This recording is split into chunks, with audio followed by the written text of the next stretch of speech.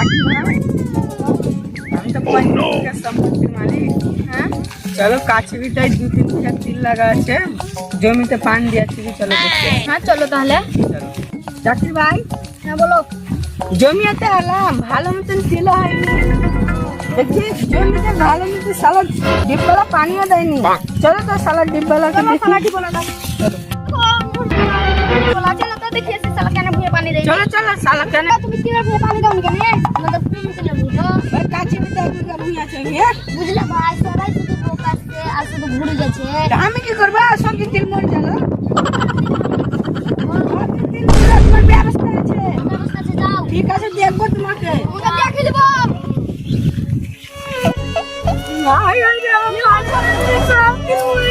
সালা ডিপবেলা খাই আমি দেখবো আমি। সালা চলো তো। হ্যাঁ চলো সালা ডিপবেলা, চলো চলো। ওরা ডিপবেলা দেখে বলছি সব কথা বসো বসো। বসো তাহলে ভালো হবে। আমি তো দেখতে পাচ্ছি সালা ডিপবেলা আমার সব দিন মরে গেল। তো সালা ডিপবেলা কিছু বলবা না বলবো না? বলতে তো হবে। চলো সালা ডিপবেলাকে আজই মারতে যাই। চলো তাহলে। চলো চলো। ভাইয়া গো, তিনটা পানি দিয়া হলো, দেখি তিনটাই দেখি আসি। তিনটা তো ভালোই হচ্ছে, মুনিশ করতে হবে, 2-3 দিনের মধ্যে কাটতে হবে। দেখি মুনিশই দেখি আসি। এটা লোক এত দড়ি দড়ি কেন এসছে?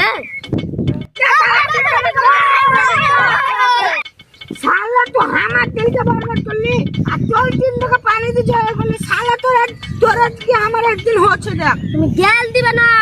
কিন্তু কি করবো আমাকে? দেখি তো লাঠি। Oh, no, no, no, no.